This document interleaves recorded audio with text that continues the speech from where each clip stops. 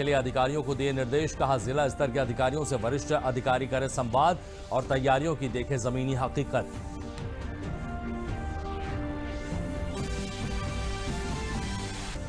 बलरामपुर अस्पताल का स्वास्थ्य मंत्री जय प्रताप सिंह ने किया निरीक्षण। कोविड-19 के अस्पताल L2 की तैयारियों की परखी हकीकत। कहा, सरकार कोरोना से निपटने को है तैयार।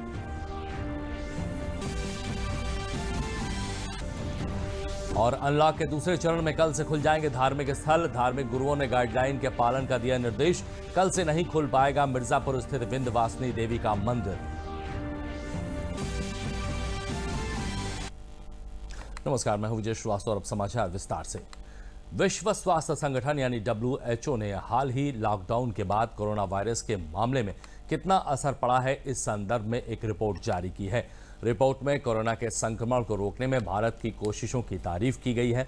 रिपोर्ट के मुताबिक भारत में लॉकडाउन में ढील के बाद प्रति लाख जनसंख्या में कोरोना वायरस संक्रमण के 17.32 मामले दर्ज किए गए हैं। वहीं दूसरे देशों के मुकाबले यह आंकड़ा काफी कम है। भारत में मौत का आंकड़ा बाकी देशों के मुताबिक काफी कम है। भारत की प्रति लाख जनसंख्या पर मृत्यु दर 0.49 है, जबकि दुनिया की प्रति लाख जनसंख्या पर यह औसत मृत्यु दर 5.17 है। कोविड-19 के ताजा आंकड़ों पर नजर डालें तो देश में कोरोना वायरस के सक्रिय मामले 1,20,406 हो गए हैं। इनमें से 1,19,292 लोग कोविड-19 को हराकर ठीक हो चुके हैं। वहीं कोरोना के कारण 6,929 लोगों की मौत भी हो चुकी है। मुख्यमंत्री योगी आदित्यनाथ ने प्रदेश में 8 जून से अनलॉक के दूसरे चरण में अधिकारियों को निर्देश देते हुए कहा कि सभी जिला अधिकारियों और मंडलायुक्तों के इस मामले में संवाद किए जाए, कोविड और नॉन कोविड अस्पतालों का नियमित निरीक्षण किया जाए तथा राजस्व संबंधी गतिविधियों को बढ़ाने की समीक्षा भी की जाए। निर्माण कार्यों में श्रमिकों व कामगारों को रोजगार दिया जाए।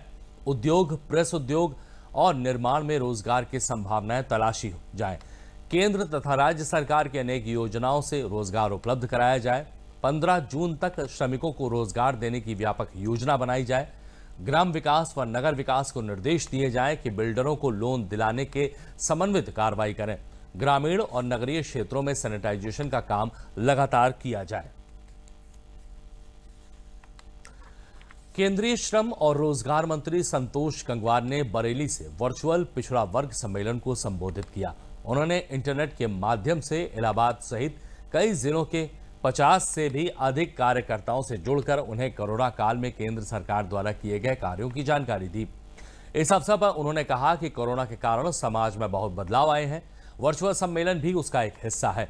उन्होंने सरकार की ओर से कोरोना से लड़ने के लिए की जा रही कोशिशों के विषय में बताते हुए कहा कि कोरोना जैसी महामारी से बचने के लिए केंद्र सरकार द्वारा शुरू किए गए प्रयासों में आरोग्य सेतु ऐप काफी महत्वपूर्ण है। इस ऐप से 12 करोड़ से भी अधिक लोग जुड़ चुके हैं। अकेले उत्तर प्रदेश में 2 करोड़ लोग इस ऐप का प्रयोग कर रहे हैं। अध्यक्ष से लेकर हर स्तर पर इस ढंग की मीटिंगें हो रही हैं और इस ढंग की मीटिंगों का एक अच्छा रिस्पांस भी मिल रहा है। जैसे आपने यहाँ पर देखा, उन्होंने 50 पार्टी के प्रमुख कार्यकर्ताओं को बुलाया था और हमको उन्होंने बताया था कि 48-49 के करीब साथी उपस्थित थे। लोगों में रुचि है और क्या चल रहा है इसकी जानकारी और हमारे मन में क्या है हम उसकी पूछताछ कर सकें। तो वास्तव में पार्टी के अंदर सक्रियता बनी रहे, हम रोज़ की बातों को समझ सकें, उसके हिसाब से उपयुक्त कदम उठा सकें, ये आज इसकी आवश्यकता है। आरोग्य सेतु ऐप में लोग लगातार जुड़ रहे हैं। जैसा मैंने अभी बताया कि अभी 12.5 करोड़ से अधिक लोग अपने आप को इससे जोड़ चुके हैं और वास्तव में हर एक को अपने मोबाइल में इसको डाउनलोड करना चाहिए। बलरामपुर में स्वास्थ्य मंत्री जय प्रताप सिंह ने कल दौरा कर वहां के अस्पतालों में मिल रही सुविधाओं का निरीक्षण किया। इस अवसर पर अधिकारियों को बेहतर सुविधा देने के आवश्यक दिशा निर्देश भी दिए गए। बलरामपुर में चिकित्सा और स्वास्थ्य मंत्री जय प्रताप सिंह ने जिला संयुक्त अस्पताल का निरीक्षण करते हुए कोरोना से निपटने के लिए अब तक की गई व्यवस्था की जानकारी ली। मंत्री ने कोरोना जांच के लिए रैंडम सैंपलिंग के भी निर्देश दिए। स्वास्थ्य मंत्री ने टीकाकरण व पैथोलॉजी में कोरोना जांच के लिए लगी मशीन का निरीक्षण किया। वार्ड में भर्ती मरीजों से मिलकर उनके द्वारा भोजन के बारे में भी जानकारी ली। स्वास्थ्य मंत्री ने अस्पताल में बनी कोविड अस्पताल लेवल 2 की तैयारियां भी देखी। स्वास्थ्य मंत्री जयप्रताप सिंह ने कहा कि योगी सरकार संक्रमित मरीज और अन्य मरीजों के बेहतर स्वास्थ्य सुविधा के लिए कृत संकल्पित है। उन्होंने कहा, बाहर से आए हुए प्रवासी श्रमिकों की गांव में सैंपलिंग कराई जा रही है। हर संभव कोरोना संक्रमण को फैलने से रोकने व संक्रमित मरीजों का बेहतर इलाज देने का प्रयास भी हो रहा है। क्या प्रॉब्लम है, हमारा जो नोडल अधिकारी इसको देखता है हर जिले में, उनसे वार्ता करके इनको उसके बारे में पता लगाना। दूसरा, जो हमारा जो निगरानी समिति है, आशा वर्कर है, इनके द्वारा जो होम क्वारंटीन में जितने लोग हैं उनको चिन्हित करना और उनका भी सैंपलिंग करना आवश्यकता अनुसार जैसे वहाँ से आता है। तीसरा ये भी है कि यहाँ आके जब पता लगता है कि कितने फीवर के क्लिनिक है, कुछ इस तरह के लक्षण होते हैं जिसको आप डॉक्टर लोग कहते हैं आइल है और सारी वाला जो लक्षण होते हैं, ये थोड़ा सा हम लोग चिन्हित करके इनको हॉस्पिटल में ही ला रहे हैं। ये कन्वर्ट हो जाते हैं थोड़ा सा कोविड सेंटर पे। ऐसे कितने लोग होते हैं ये भी देख रहा जा रहा है और गाँव में रैंडम सैम्पलिंग भी अब शुरू कर दिया हम लोगों ने। जैसे होम क्वारंटीन का कोई 1-2 व्यक्ति होंगे, उनको छोड़ के बाकी गांव का एट रैंडम हम सैंपल लेके अब ये भेजना शुरू कर रहे हैं कि कितना कोविड के पेशेंट हमारे चारों तरफ हैं या नहीं है, इसका हमने प्रारंभ कर दिया। कल से काफ़ी केसेस बढ़े हैं। प्रदेश में अस्पताल, सामुदायिक स्वास्थ्य केंद्र और विद्यालयों के निर्माण में तेजी आएगी। उत्तर प्रदेश राज्य निर्माण और श्रम विकास सहकारी संघ के चेयरमैन वीरेंद्र कुमार तिवारी ने बताया कि इस समय सरकार द्वारा रुके हुए स्वास्थ्य विभाग के अस्पताल, सामुदायिक स्वास्थ्य केंद्र और पशु चिकित्सालय, शिक्षा विभाग के विद्यालयों का निर्माण प्राथमिकता के आधार पर किया जाएगा। इससे पूर्व चेयरमैन वीरेंद्र कुमार तिवारी ने बाल चौपाल आनंद भोग मुहिम के अंतर्गत गरीबों और दिव्यांगों को मास्क और सैनिटाइजर व राशन किट वितरित की। मेरे विभाग से सरकारी विभिन्न निर्माण कार्य किए जाते हैं। सरकार ने तय किया इस महामारी में आर्थिक संकट के कारण नया कोई कार्य स्वीकृत नहीं होगा, नया कोई कार्य शुरू नहीं होगा, लेकिन जो पुराने कार्य चल रहे थे उनको तो जल्दी से जल्दी गुणवत्ता पारदर्शिता युक्त समयबद्धता के साथ पूरा करने का काम किया जा रहा है। सरकार के जो स्वास्थ्य विभाग के अस्पताल हैं, CSC हैं, PSC हैं, चूँकि इसमें महामारी में उनका ज़्यादा उपयोग है, उनको बनाने का काम किया जा रहा है। पशु चिकित्सालय बनाने का है, पशु चिकित्सालय जल्दी पूर्ण करने का काम किया जा रहा है। शिक्षा विभाग से विद्यालय, प्राथमिक विद्यालय, जूनियर स्कूल, उन्हें जल्दी निर्माण करने का कार्य किया जा रहा है। जनपद फतेहपुर में कोरोना के खिलाफ जारी जंग के रियायत के साथ अनलॉक 1 शुरू किया गया है, जिसमें नियम और शर्तों के साथ बाजार खोलने की अनुमति दी गई है। इस दौरान नियमों का कड़ाई से पालन हो, इसके लिए बिनती के उप जिलाधिकारी प्रहलाद सिंह ने समस्त व्यापारियों के साथ मिलकर बैठक की। बैठक में रोस्टर के अनुसार दुकानें खोलने की बात कही गई। उन्होंने लोगों से अपील की कि कोरोना का खतरा अभी टला नहीं है, हमें सोशल डिस्टेंसिंग का पालन करने के साथ ही सरकार के द्वारा जारी की गई गाइडलाइन का पालन भी करना है। उन्होंने कहा कि नियमों की अनदेखी करने वाले व बिना मास्क पहनकर घूमने वाले पर कठोर से कठोर कार्रवाई की जाएगी। सुल्तानपुर जिले में विभिन्न प्रदेशों से आए प्रवासी मजदूरों के लिए मनरेगा योजना लाभकारी साबित हो रही है। मनरेगा से प्रत्येक गांव के श्रमिक अब अपने गांव में ही आत्मनिर्भर होने लगे हैं। मोतीगरपुर गांव के प्रवासी मजदूरों को अपने गांव में वापस आने के बाद रोजगार की बड़ी चिंता सता रही थी। घर पहुंचते ही ग्राम प्रधान व सचिव के माध्यम से उनके जॉब कार्ड बना दिए गए हैं। अब उन्हें उनके बैंक खातों में सीधे मजदूरी का भुगतान भी किया जा रहा है। यही नहीं, मनरेगा मजदूरों को सरकार के द्वारा राशन का वितरण भी किया जा रहा है। शहरों से वापस आए लोगों को मनरेगा में काम करने से जो पैसा मिल रहा है उससे उनको परिवार चलाने में आसानी हो रही है।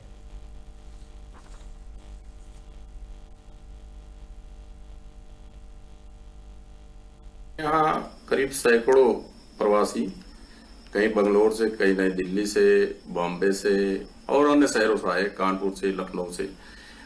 इसमें सबसे बड़ा सहयोग जो है मनरेगा का हो रहा है, मनरेगा के तहत किया जा रहा है।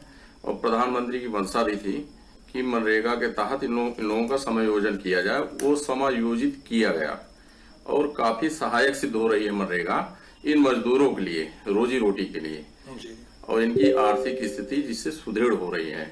मानना विक्रमाजीत है और धन्यवाद मोदी जी के, नरेगा शुरू कर दे हैं, हमें सबको रोजी रोटी चलती है, दोनों तरह अपना जीवन व्यतीत करते ही और जो पैसा कौड़ी मिलत बा वही के राशन पानी लेते ही।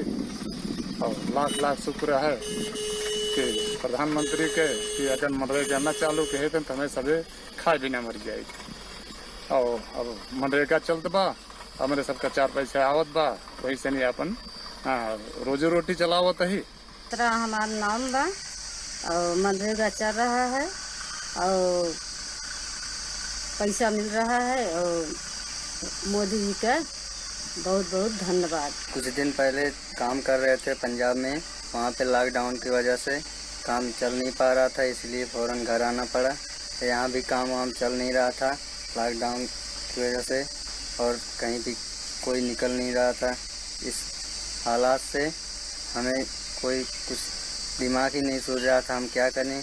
फिर मनरेगा चालू हुआ, प्रधानमंत्री के सहयोग से हम नरेगा भी कर रहे हैं और अच्छा खासा घर भी चल रहा है और नरेगा का पैसा भी आ रहा है, बराबर हमको मिल भी रहा है और हम प्रधानमंत्री जी का बहुत बहुत धन्यवाद करते हैं। आजमगढ़ जनपद वैश्विक कोरोना महामारी के दौरान महानगरों से पलायन कर अपने गांव आए प्रवासी मजदूरों और कामगारों को रोजगार देने के लिए ये जनपद जिला उद्योग विकास अपनी महत्वपूर्ण भूमिका निभा रहा है। रेलवे स्टेशन व बस स्टेशन पर आगमन पर जिला प्रशासन द्वारा प्रवासी मजदूरों के लिए मोबाइल नंबर लिए गए हैं। उन्हीं नंबरों को अब जिला उद्योग विभाग संपर्क कर अपने कार्यालय पर बुलाकर उनके स्किल अनुरूप उन्हें रोजगार दे रहा है। आजमगढ़ के बेली ईसा स्थित जिला उद्योग केंद्र कार्यालय में आए प्रवासी मजदूरों और कामगारों ने बताया कि जिला उद्योग कार्यालय सूचना पर हम यहां आए हैं, हमें जो काम आता है उसे हमने उद्योग विभाग को बताया है। उम्मीद है कि जल्द ही रोजगार प्राप्त होगा। जिला उद्योग केंद्र के अधिकारी सरकार के निर्देश पर उनका एक डाटाबेस तैयार कर रहे हैं जिससे इन्हें जल्द ही रोजगार दिया जा सके।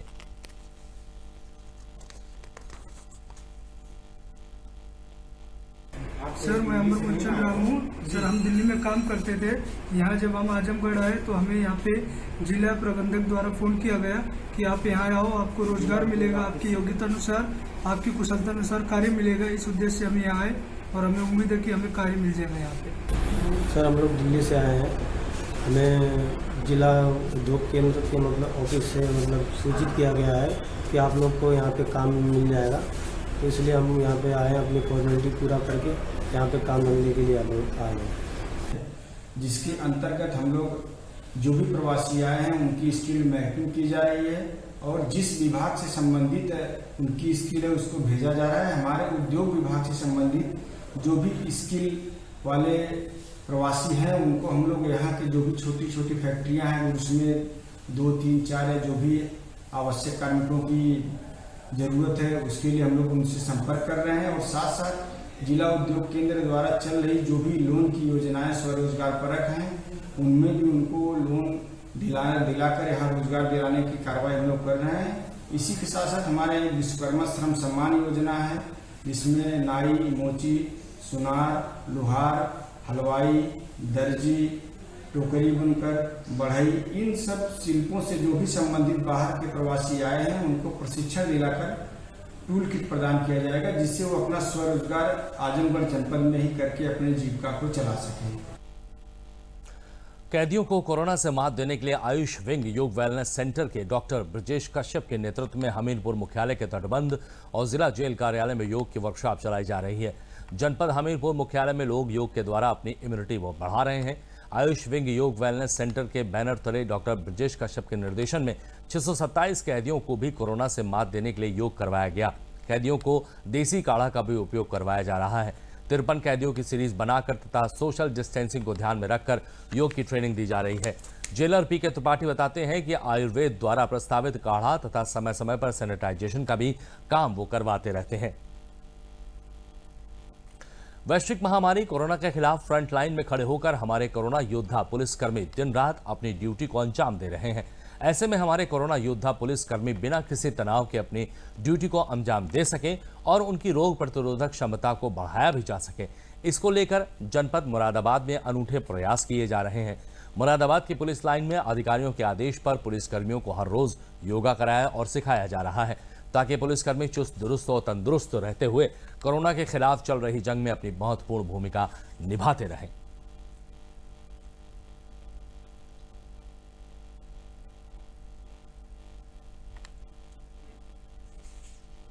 कोरोना हो या कोई भी हो, शारीरिक रूप से शरीर को स्वस्थ रखने के लिए नंबर 1 पर योग है। और ये तो जीवन में जरूरी है, चाहे बच्चा हो, बड़ा हो, बूढ़ा हो, कोई भी हो, सबके लिए आवश्यक है। और समाज में भी बहुत जरूरी है, यह होना बहुत जरूरी है कि इसके बिना तो जीवन अधूरा है। योग बहुत अच्छी चीज़ है, योग होना चाहिए। योग तो हमारे देश में बहुत पहले से प्रचलित था, लेकिन क्या था कि यहाँ पर लोगों को इतनी जानकारी नहीं थी। तो ये से क्या है कि इम्यूनिटी सिस्टम हमारा बढ़ता है, और हमारी जो सेना में तो एक दिन जो योग का वो चलन चल रहा है और हम लोग करते हैं इसको, इससे हमारी इम्यूनिटी सिस्टम बढ़ती है, हमारा ब्लड सर्कुलेशन बढ़ता है, हमको जो है ताकत मिलती है, अंदर से जो है चुस्ती फुस्ती हमको आती है लड़ने की। ग्रसित हैं, जिसकी वजह से सब को मानसिक रूप से अस्वस्थ महसूस कर रहे हैं। उससे योगा करके काफ़ी हद तक रिलीफ मिल रहा है। से बहुत ही आत्मबल मिलता है, शरीर रिलैक्स रहती है, तनाव मुक्त होते हैं और आत्मबल मिलता है। कि ये रिसर्च भी कह चुकी है और डॉक्टर्स और साइंटिस्ट भी कह चुके हैं, इस समय इम्यून सिस्टम का स्ट्रांग होना बहुत ज़रूरी है, और इम्यून सिस्टम को योग और प्राणायाम के द्वारा ही अपने इंटरनल ऑर्गन्स को स्ट्रांग कर सकते हैं। इसलिए इस समय इनफैक्ट अर्जेंट है, इम्पॉर्टेंट है, आप अनिवार्य भी कह सकते हैं इसे, कि ये हर एक को इसे करना चाहिए। और पुलिस वाले को, कि हमारे मेन कोविड वर्कर्स में एक आते हैं, इन लोगों के लिए अपने इम्यून सिस्टम को स्ट्रॉन्ग करना बहुत ही इम्पॉर्टेंट है, और वो हमारे योग और प्राणायाम के द्वारा इन्हें मिल सकता है। वैश्विक महामारी कोरोना को ध्यान में रखते हुए एटा जेल में बंद महिला कैदियों व जेल में महिला कर्मियों को कोरोना टेस्ट कराया जा रहा है। इस अभियान के पहले दिन 50 महिला बंदियों का कोरोना टेस्ट किया गया। इसमें 40 महिला बंदी व 10 महिला जेल कर्मियों का सैंपल लेकर जांच के लिए भेजे गए। जेल अधीक्षक पी सिंह ने जानकारी दी कि जयपुर, दिल्ली, मुंबई, आगरा की सेंट्रल जेल में कोरोना संक्रमण निकलने से एटा जिला कारागार इस तरह के कदम उठा रहा है। जेल अधीक्षक द्वारा डीएम व सीएमओ को पत्र भेजकर कोरोना जांच की मांग की गई है। जेल प्रशासन पहले से ही कोरोना महामारी को लेकर काफी सजग और सतर्क है। जेल में बंदियों द्वारा लगातार मास्क भी तैयार कराए जा रहे हैं। अब तक 5000 मास्क बनकर वितरित भी किए जा चुके हैं। जेल में कोरोना से बचाव के लिए समय समय पे बंदियों का टेस्ट कराया जाता है। इससे पहले भी हमने जो है 70 बंदियों का टेस्ट कराया था। सीएमओ से मैंने रिक्वेस्ट किया था कि आप पुनः जो है कुछ नए बंदी आ गए हैं, उनका भी जांच करा दीजिए। तो आज शाम को जो उन्होंने 80 लोगों के टेस्ट के लिए टेस्ट किट भेजी है, वही जो है आज महिला बंदियों की और कुछ जो नए आए हुए जो बिजनेस है उनकी जांच हो रही है। बदायूं की बिलसी विधानसभा से बीजेपी विधायक पंडित आर.के. शर्मा ने गोपाल दास स्वामी के आश्रम पर रसोई शुरू की है। रसोई में खाने के पैकेट तैयार होकर हर गरीब परिवार तक पहुंचाए जाते हैं, जिससे कोई परिवार भूखा ना रहे। विधायक पंडित आर.के. शर्मा लगातार गरीब परिवारों में खाद्य सामग्री और खाने के पैकेट पहुंचाने का काम कर रहे हैं। वहीं कस्बे के लोगों का कहना है कि उन्हें लॉकडाउन में किसी भी प्रकार की कोई समस्या नहीं हुई है। लगातार खाद्य सामग्री और खाने के पैकेट मिलने के लिए वो मोदी जी और योगी दोनों को धन्यवाद दे रहे हैं।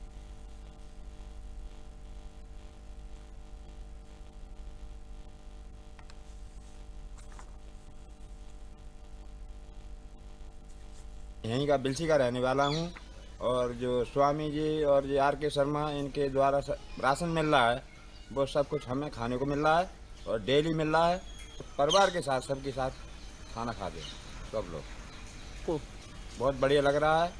और काम धंधा तो चल रहा है, मगर खाना पीने की व्यवस्था ही चल रही है। आर.के. शर्मा जो खाने के पैकेट और राशन बांट रहे हैं, वही खा रहे हैं, और उसमें बहुत ही ज़्यादा दिक्कत है। अभी लॉकडाउन में परेशानियाँ ज़्यादा हैं। आर.के. शर्मा का बहुत धन्यवाद भेजते हैं अपने दिल से, जो वो हमें मतलब भूखा नहीं रहने दे रहे हैं।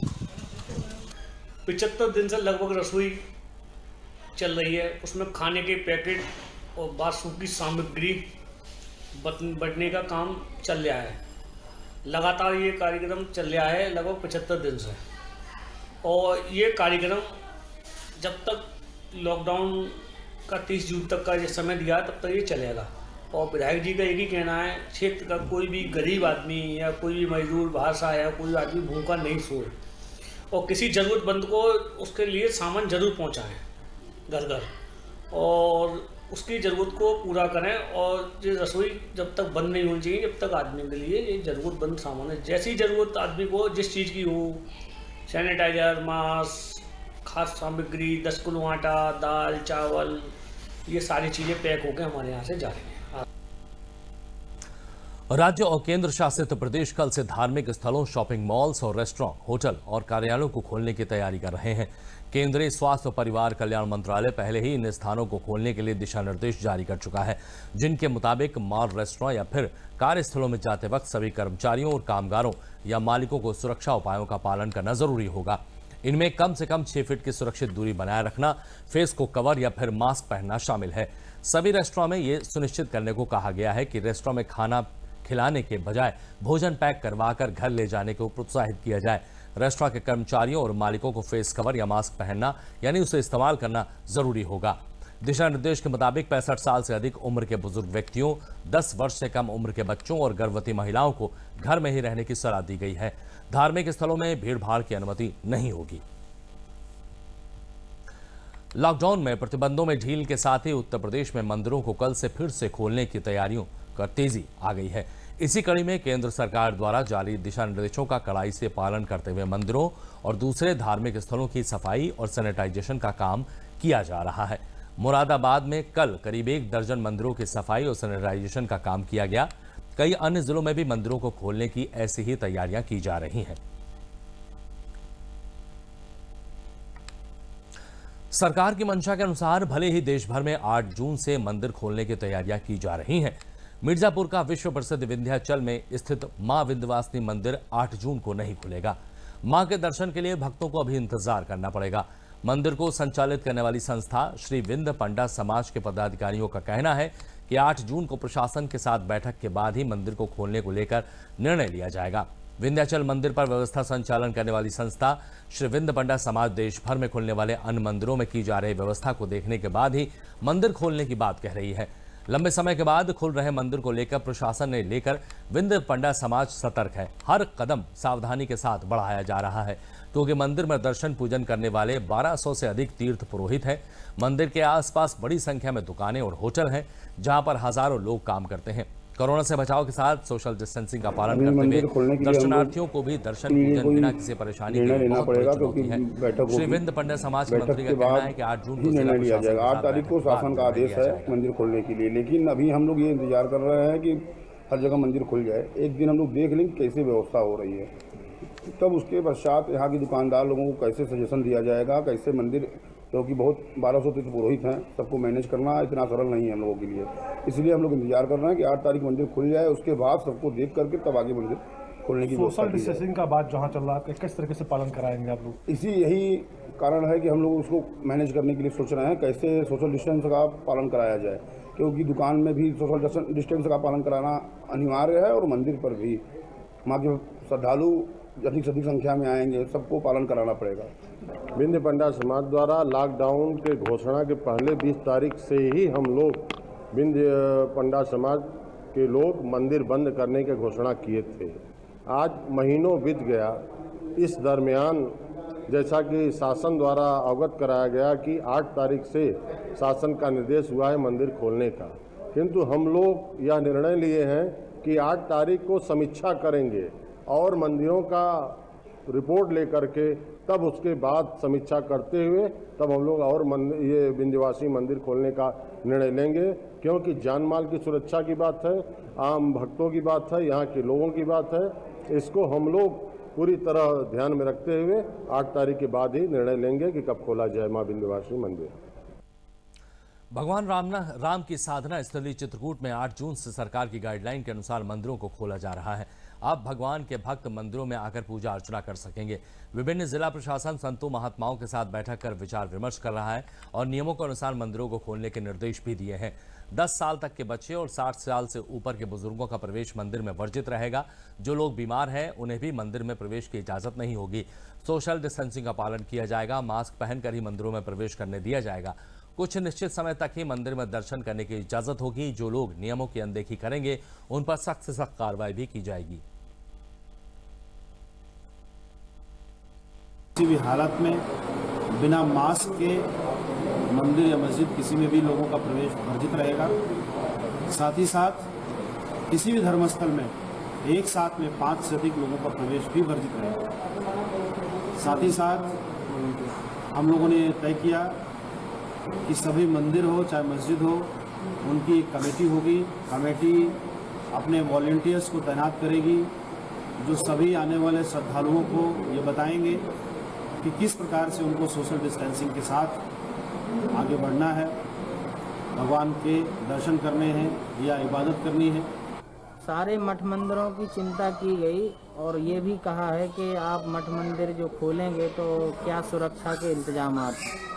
तो हमने कहा कि जिस प्रकार से श्रद्धा लोगों की चित्रकूट के प्रति है, श्रद्धालु आएंगे, लेकिन हम अपने आप को सुरक्षित रखेंगे, मठ मंदिर को सुरक्षित रखेंगे, मठ मंदिर के अंदर भीड़ भाड़ ना हो और सैनिटाइज हो बराबर और सोशल डिस्टेंस बनी रहे, पुजारी स्पर्श ना करें, ना प्रसाद चढ़ावें, दूर से ही दर्शन हो। और ये सारी गतिविधियों को लेकर के चर्चा हुई। और 8 तारीख से जो दर्शनार्थ अनलॉक हो रहे हैं, मंदिर सभी खुल रहे हैं दर्शन के लिए भगवान के, तो उसके लिए मंदिर की तरफ से जो भी रेलिंग्स हैं, गेट हैं, जो भी जहाँ भी हैं वहाँ पर सैनिटाइज की व्यवस्था की जा रही है जी। और आने वाले यात्री अपने हाथों को सैनिटाइज करें, इसके लिए भी दरवाजे पर व्यवस्था होगी और इसके पश्चात ही वो यहाँ पर दर्शन पाएंगे। और साथ ही वो मास्क लगाए हों और एक दूसरे से परस्पर एक दूरी बना करके ही एक एक करके यात्री दर्शन कर पाएंगे। कोरोना महामारी के बीच अनलॉक 1 में जहां बाजारों को धीमे धीमे खोला गया, वहीं अब कल से धार्मिक स्थलों को भी खोला जाएगा।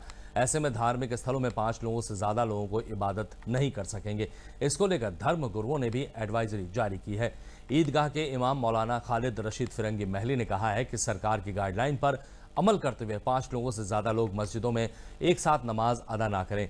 वहीं शिया धर्मगुरु मौलाना सैफ अब्बास ने भी लोगों से गाइडलाइन का पालन करने के लिए कहा है।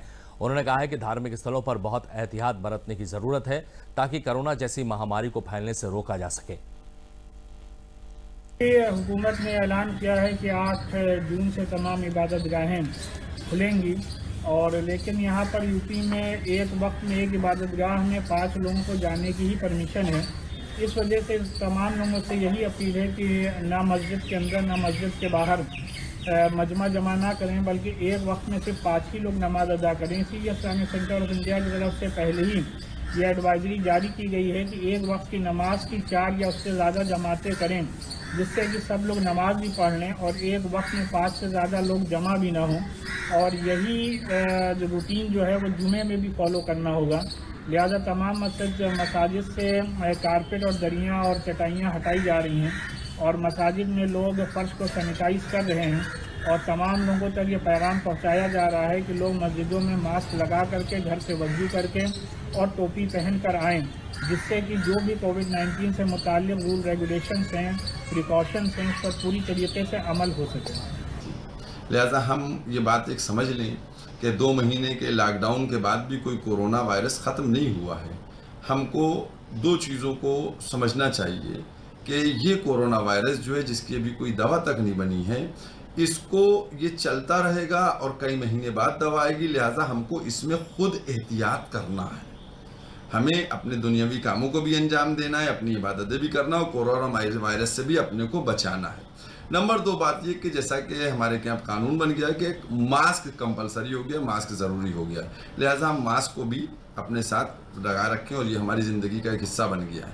हम आप लोगों से ये अपील करना चाहेंगे कि हम अपनी इबादत गाहों में जाएं, मसाजिद, दरगाह और करबलाओं में जाएं, लेकिन हम अपने एहतियात को खुद सामने रख के देखें कि क्या चीज़ हमको छूना है, कैसे हमको बोसा देना है, कैसे हमको हाथ लगाना है, कैसे हमको चूमना है।